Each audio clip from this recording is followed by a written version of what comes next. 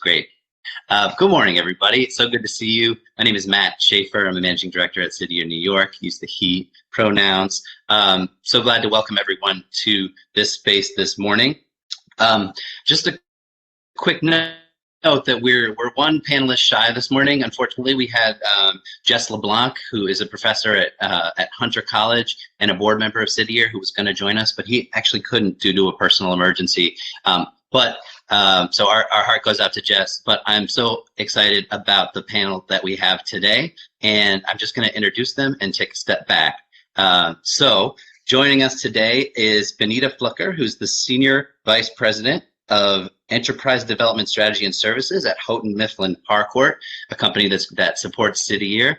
How you doing, Benita? And we also have Dr. Shemaraya J. Arki, Department of Pan American Studies at Kent State University, and founder of the Ellipsis Institute for Women of Color in the Academy of Case Western Reserve University.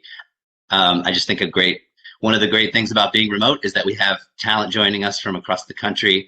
So without further ado, I'm going to pass to Jessie Kravitz, a core member at City Year, who's going to lead the conversation. Thanks, Matt. Hi, everyone. I'm Jessie. I use she, her pronouns. I am a team leader at PS 96 in East Harlem. And so we can jump right in. Want to welcome our panelists. We're so excited to have you here. And we'd love to start with some introductions. So we'd just love if either of you could tell us about your current role or multiple roles and how you came to occupy them. Hey, good morning, everybody. My name is Benita Flucker, and I am thrilled to be here. Thank you for asking. And I'm happy to start with my answer to that particular question. So I have been in the education space and industry for over 30 years, and I didn't go to school to become, a publisher or anything like that. I discovered my passion for this work quite accidentally, and began by really sort of, trying to make sure I could pay my student loans.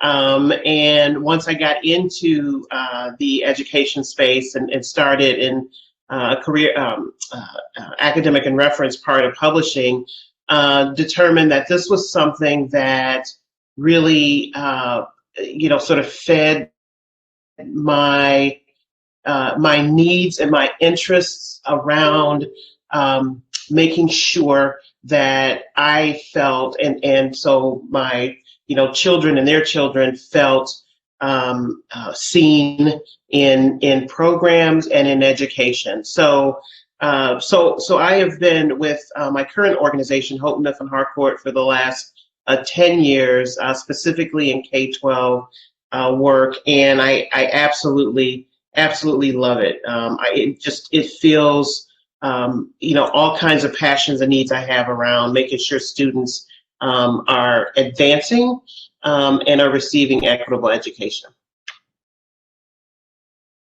Thank you so much, Benita. And then passing it to Dr. Arki. I'm not sure if you're still frozen or if you can hear me, but we just asked if you could tell us about your current role and how you came to occupy it.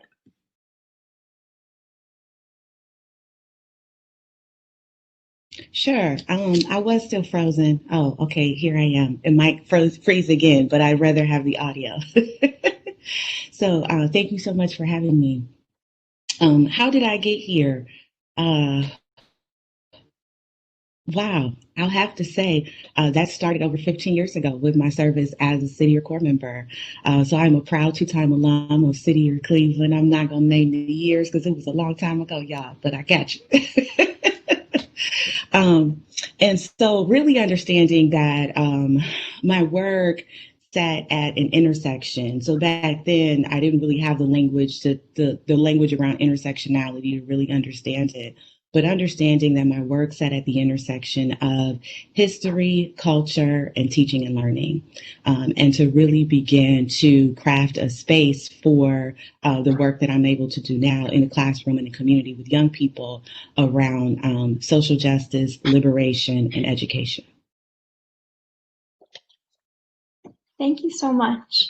And so transitioning, we know that something as broad as education, there's a lot to unpack, but I know a lot of us are wondering about your vision for education equity. So starting with Benita, this is a big question, but imagine it's a time in the future where we've reached complete educational equity. What does this look like and feel like to you? It feels like a dream come true. That is a fantastic question. I would say, fast forward to the future, we've got, equity on lock here. I think it feels like students of every, sort of walk, background, you name it, are getting the supports that they need, that they are flourishing.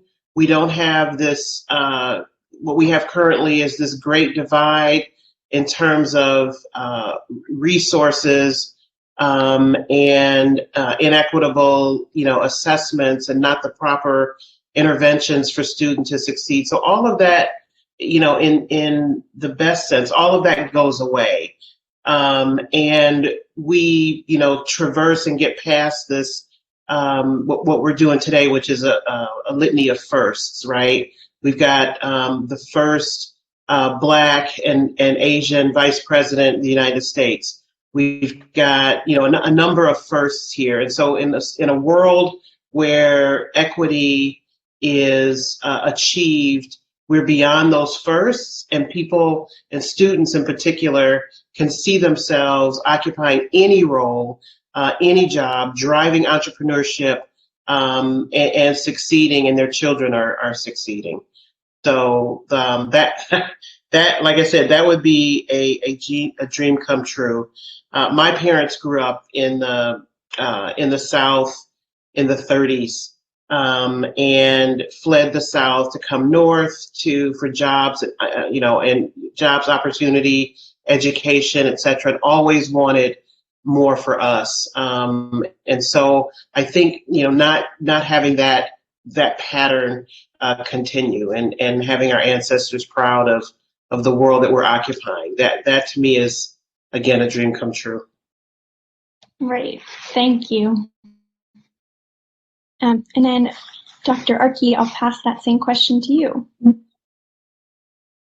Yes, I'm still here, but there's something happening with my video. I'm not sure. So thinking about equity and educational equity specifically, there is an image that floats around on the internet that talks about equality, equity, and justice. Those of us who are in this work, I'm sure that we've seen it before, and it's two children who are overlooking at a baseball field. And depending on which image you get, sometimes there are these different size boxes that the children are standing on, and then sometimes there's a fence. And so the question is around how to move from equality to equity, and then with an end game to justice. And so when I think about educational equity, that image pops into my mind, thinking my work with teachers and youth serving professionals, it's an image that gives everyone kind of a starting place to have this conversation. And so thinking about educational equity, I believe that it has to be systemic. We have to get to an education system that's free and compulsory to all. So when we think about our public school system, it has to be equitable.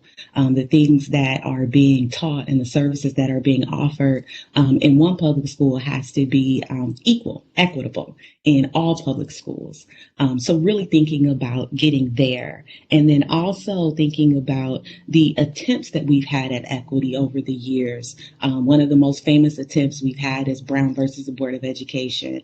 And we often look at that when we talk about revolution in education. And I think it's important to look at the short-term effects of that, but also the long-term effects of that. And has that really gotten us to a place where we're looking at equity? So removing those systemic barriers so that everyone can have access to the same thing.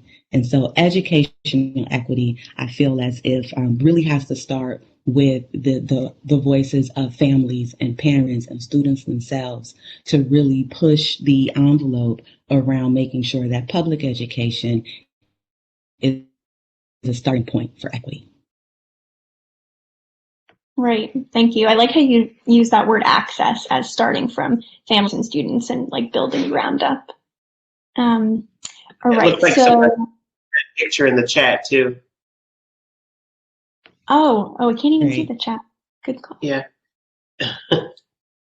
All right. So now that we understand where you both want us to end up, want to get into some of those barriers that interfere with the vision. So the first question I have is, throughout your work, what have you found are some of the greatest barriers to equitable education, and how do you or your organization seek to address these educational inequalities?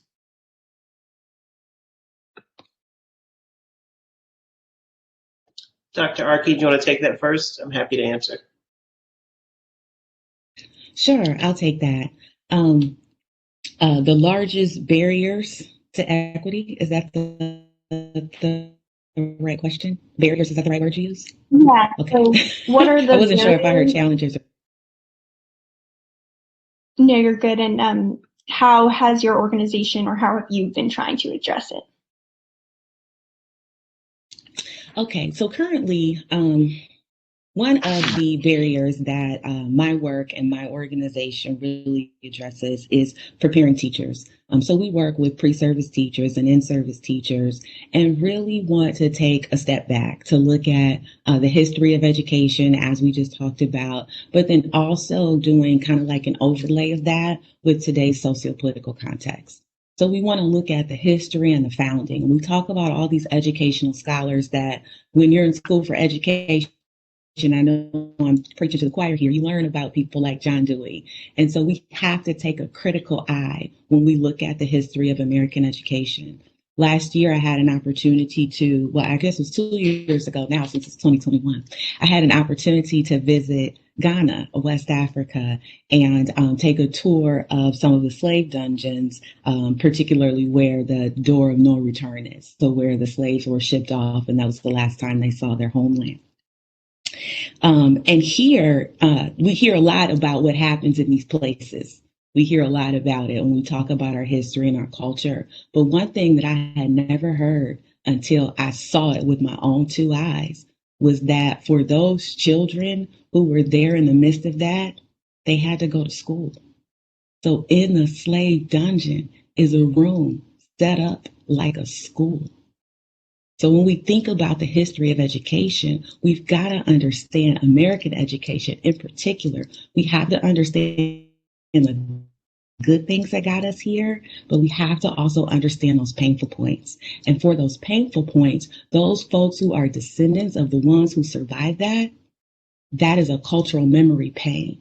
Every time we walk into a school building, every time we hear a school bell ring, every time there's a clash with an administrator, those memories, those cultural memories are awakening us as young people. And as a young person, you know, you got a lot going on, right? As an adolescent, you have a lot going on in your body. So think about all of the things that are physically happening to your body in addition to this cultural memory.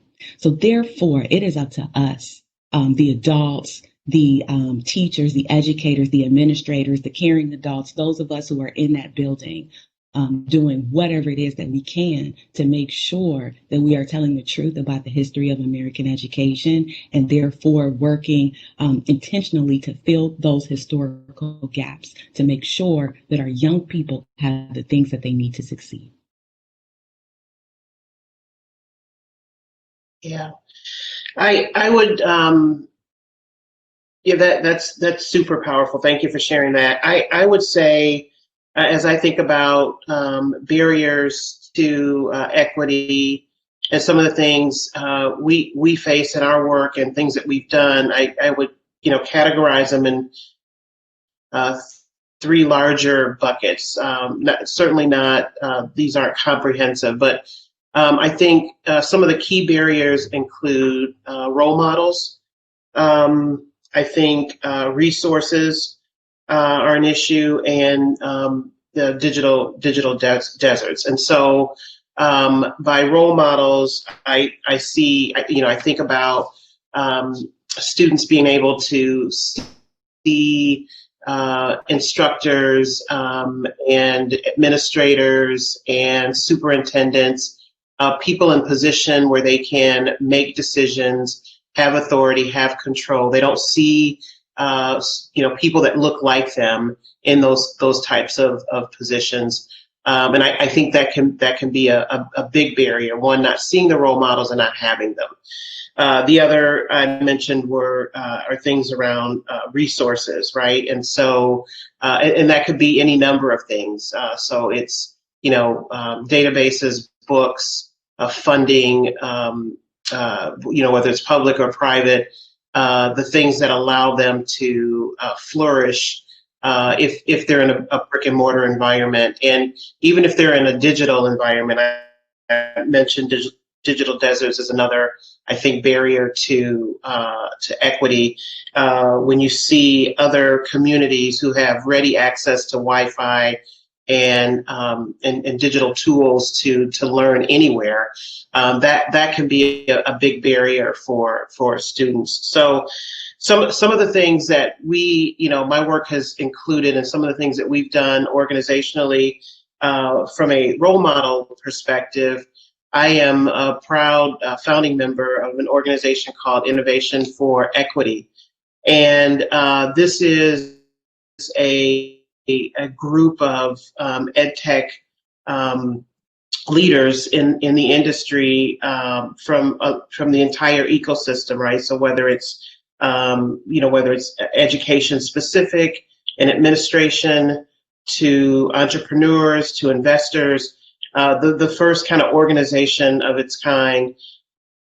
And our focus has really been on a few things. One, scaling innovation and effective solutions for students, as well as increasing African American leadership in and across the education ecosystem. And we've been at this work for the last 3 years and are making really good progress, especially when we think about those role models and making sure that we've got people of authority in the education ecosystem who can make changes, and students can see that and aspire. I think around resources in the digital desert issue, at our organization, I was proud to spearhead an effort that allowed us to review our content across our program. So again, an opportunity for, when I was growing up, I don't think, so two things. One, I don't think I had a Black teacher until I was in high school, and maybe high school. And in terms of, some of the material I was digesting, if it hadn't been for my aunt and my grandmother, I wouldn't have seen books that had, Black images and children in it at all for many years. So at HMH, we have an effort where we are looking at our content consistently across all of our programs and making sure that equity, that the content, that there are equity elements in the program, there's diversity, and we are as inclusive as possible in our pedagogy and in our imagery, in our testing, in our math programs, for instance.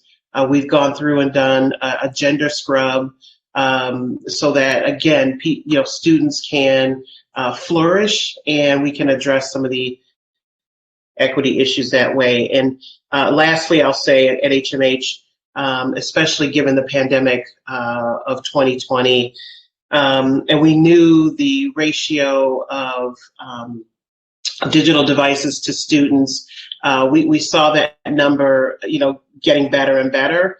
Last year, so for instance, we've gone from a 4-to-1 ratio to a 1-to-1 ratio of student to digital devices, and we've got programs. So we've got a digital first strategy at our organization, and our focus is on making sure that the programs, the content, the assessments, the interventions, the supplemental programs are connected and available for students to address that inequity around the digital desert piece. So that's how I would sort of respond to those kind of challenges.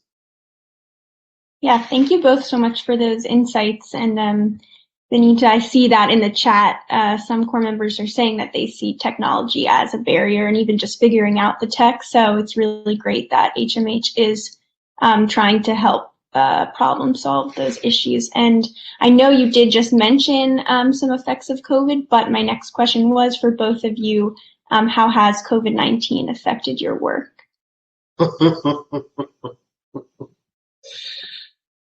I'll let you take that one first, Benita. Sure. How has it not?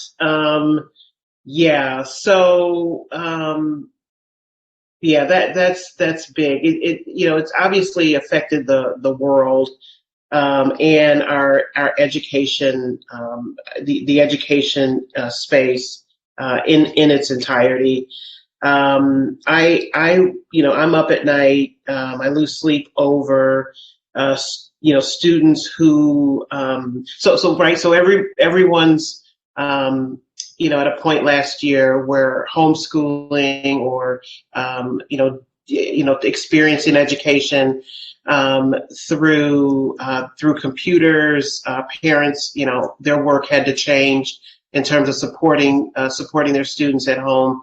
And what keeps me up at night are those students who, for any number of reasons, and the barriers we just talked about, were not accessing and able to and taking advantage of school and education, right? So they weren't able to log in. They didn't log in. We've got a number of students who are on individual IEP program. And those students are the ones who are going to be further left behind. So in terms of impact, COVID-19's impact on our work, it's really about, from a supplemental and an intervention program perspective, how do we make sure we reach those students who have not been able to take advantage of any or minimal access to education during COVID-19. In addition to that, those that are able to take advantage, I mentioned our digital first strategy at HMH. So one of the things that we were able to do pretty quickly for those students that are accessing and able to access content was make all of our content available broadly, uniformly across districts in a digital format. It accelerated our transformation to make those programs as inclusive as possible and readily available as possible. So I think we still have a number of years under, in the future here to see the ongoing impact of COVID. What we saw last year was just, I think, the tip of the iceberg, and the impact will continue, I think, years and years from now as we try to wrangle this equity issue for all students. All right, thank you so much for that.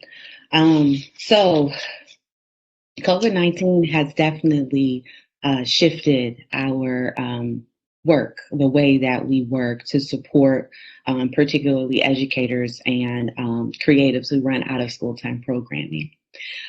So what we really had to do was think creatively about out of school time programming. Traditionally, we know what that would look like. Securing funding for the transportation and the food, and then having folks come and work with the young folks. But really thinking about identifying the value in that, and not the value in the tangible things. So just in the way in which we're funded. So we're a nonprofit, and thinking about nonprofit funding, particularly here in Ohio, you get funded by your number of touches. So how many times have you seen the student? How many times have you physically been in their space? And have they been in your space? And that's just not working, because that's not what we were allowed to do anymore.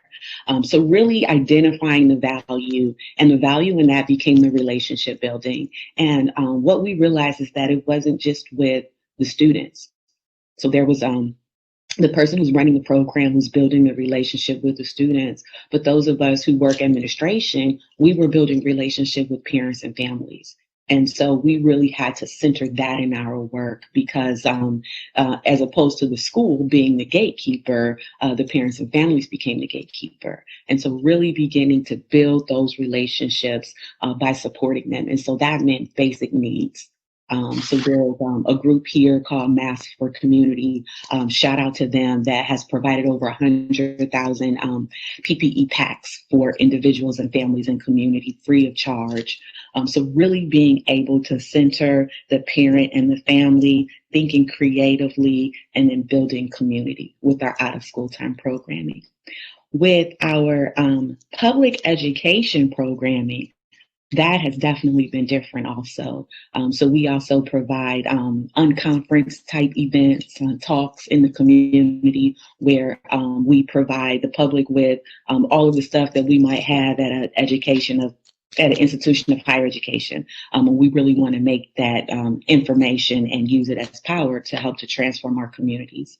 So with doing that, we've hit some of the things that Benita talked about, even thinking about schools and technology being a barrier, with public education specifically. So really thinking creatively around which voices we're adding to the table. It's been an opportunity for community members to tell their own stories. And so often we bring other people in to talk, but we curate space now where we can have the conversation and the dialogue. And it's really helped to shift a perspective, thinking on how we view power, right? And how we view change, long-term change and sustainability in our communities. And now we can see through our public education and outreach programs that folks are more inclined to be the change that they want to seek, right? They understand that they have the tools and the resources at their disposal, and, pushing past the fear and the discontentment to do it anyway. Thank you so much. Seems like you're both doing really great work. Thank you for letting us in on that. So transitioning a little, so here at City Year, we place a lot of importance on our reason for serving, and then we often use it to motivate ourselves to gauge success. So my question for both of you is, what motivates you to do this work?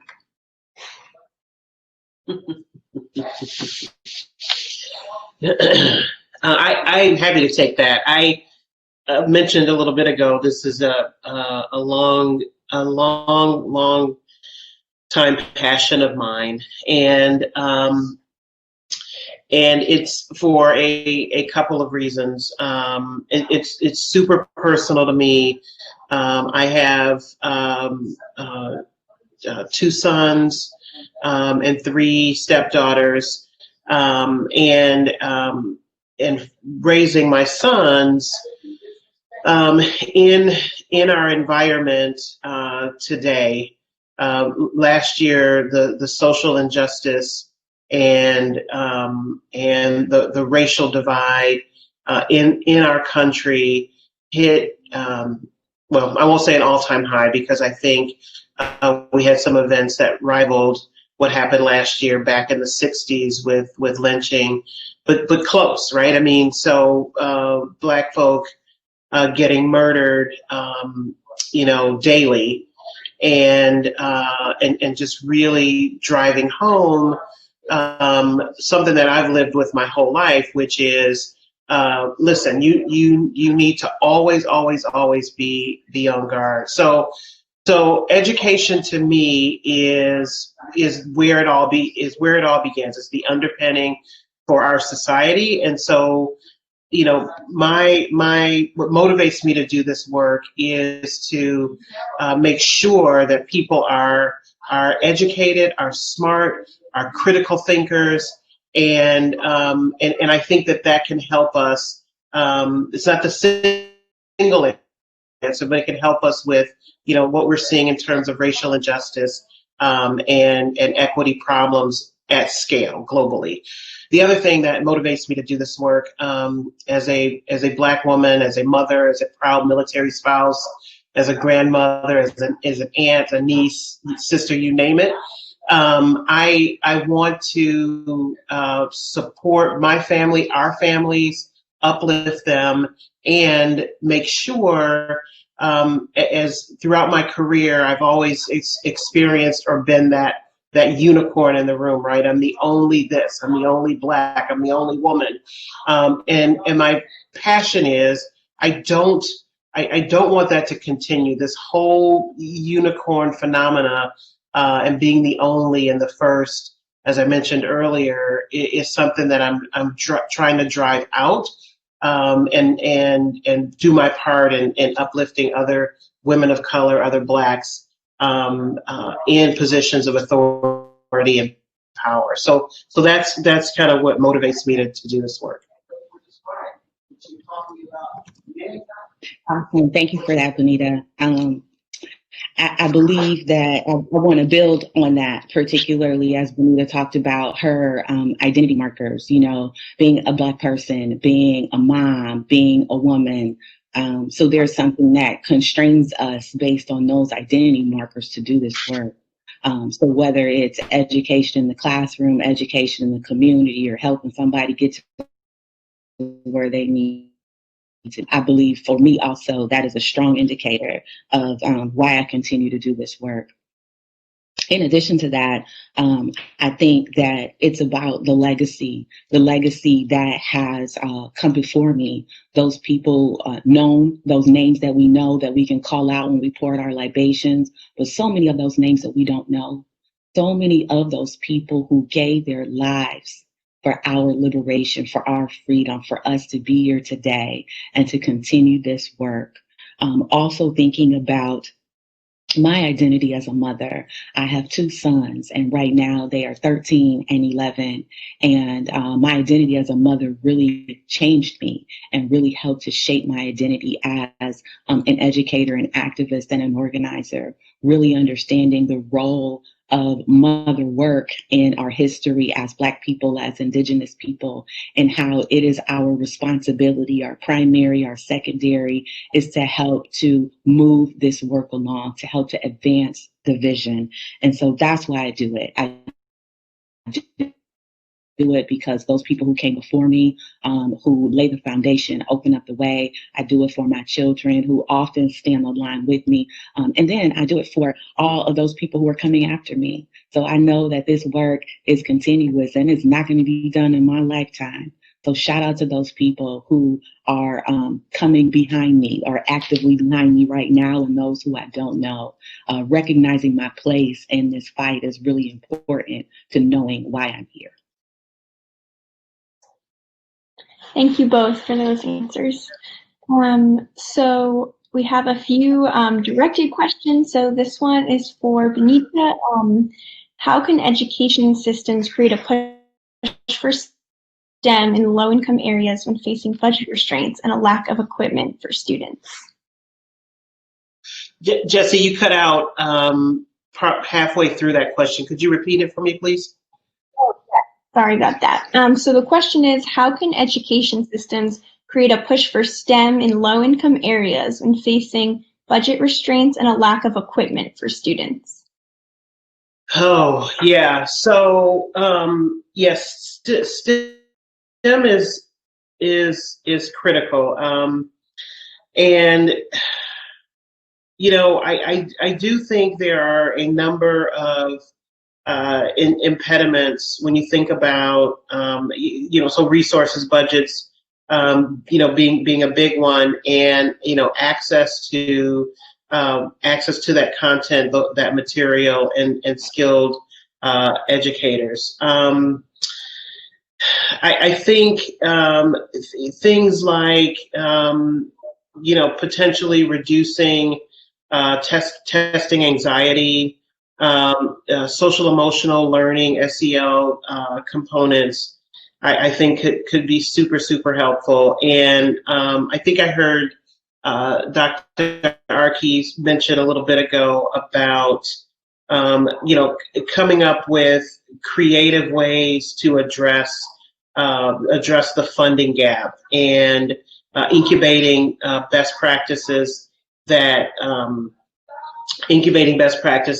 others have found to address that STEM component. We have found that bringing together model schools and model districts that have cracked the nut around a number of these types of issues, bringing them together to share those best practices, to incubate and scale those solutions, really a great way to kind of get people thinking about how to traverse that STEM divide in low income areas with those budget constraints. But no doubt it is a difficult issue to address, especially in low income areas. Yeah, thank you. Thank you. My question for Dr. Arkey is, and I know you said this a little at the beginning, but how did your experience in City Year shape your relationship to educational equity after you left? And what transferable skills should core members highlight as they move on from City Year? Oh, okay. So I left City Year. So I worked for 2 years in Cleveland as a core member and a senior core member. And in the time between, I actually worked in City Year, New York as a recruitment outreach manager after that. But there was probably about 4 or 5 months in between that. And I had an opportunity to work in Philadelphia for Teach for America for the summer. And when I showed up with all of my City Year power tools, the team of people that I was working with laid out on the floor, and they said, "How do you do that?" So ever since that day, it's been something that I use. I use my strong circle. I say that there's no one in and no one out. I use that when I bring people together. I use my PITWs, inject creativity into everything. When City Year speaks, just to speak with one voice, right? So I use those things and I make them apply to the work that I'm doing. One thing that City Year taught me was the importance of culture. And how, when folks are a part of a culture, it is one thing that unites them past their differences. So really using those tools that were introduced to us as City Year culture, power tools, really beginning to use those in other spaces of teaching and learning, to invite people into the conversation, to let them know that we see them just the way that they are. And then for us as the leader to model the way, to show them how to do it. So those are quick things, like top of mind things I learned from City Year, but also building relationships and being able to work together across lines of difference. That's something that's in the mission statement of the organization that I founded. And that's something that I learned at City Year, is that, yeah, we're different, but we have to use these differences as sites of analysis and connection, as opposed to something that just separates us and tears us apart. Thank you. Yeah, City Year culture runs deep. And so I want to open it up to Q&A, because seeing we only have about 5 minutes left. And I do see that Laura Ham put in the chat, looks like a follow-up for you, Dr. Arkey. Thinking about your AmeriCorps year and also having sons the age of students we work with, what do you think is, oh no, it's disappearing, the role of City Year in advancing educational equity? Okay, that's a good question too. Thank you, Laura. So the role of City Year in advancing educational equity, I really think has to do with a few different things being put together. So really speaking to that historical context. So understanding that and presenting City Year as a part of the equity landscape, right? So really understanding that the education system hasn't been right for quite some time. And so we have all of these attempts at equity. And so recognizing City Year as an attempt at equity, thinking about its founding, thinking about why we're here, thinking about how it became an AmeriCorps program. So understanding that. And then how does that understanding really change the responsibility of the organization? So yes, working in schools and in communities with young people to make sure that they have the tools that they need to advance academically, socially, emotionally, but then also how is that young person, that core member, that AmeriCorps member, what will be their continued contribution to this work?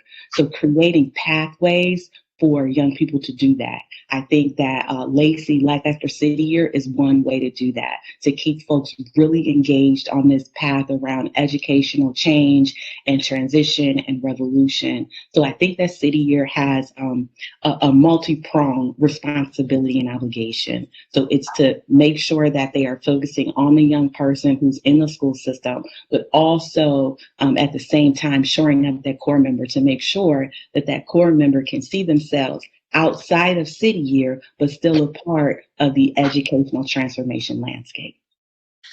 Yeah, if I could just add to that too, especially Dr. Arki, your last point about participants in City Year seeing themselves outside and contributing to the rest of the ecosystem. At HMH, we've been working with City Year for a number of years, and I think we have a proud partnership and relationship. And I always enjoy not only these types of engagements, but City Year in New York and in Florida and other locations where we have offices pre-COVID. So I'm glad to see that we've got this virtual environment. But pre-COVID, we did a lot of partnerships and opportunities together and collaborations with City Year participants come into our offices, mentorship programs with businesses and partnerships, I think can also help drive that equity and the ability for participants to see themselves continuing to drive the positive aspects of education in a broader environment with other corporations and businesses. So I think City Year, you guys do a great job of this an AmeriCorps of partnering with businesses and helping your participants continue to do great things. Thank you so much. I don't see any other questions in the chat, and seeing that it's 10:45, I think we can wrap up, but really want to extend my gratitude for you both for coming and speaking with us today at our 14th annual MLK Day and our first virtual one, and being a part of our education and equity panel. So thank you. My pleasure. Thank you for having me. Yes, thank you so much.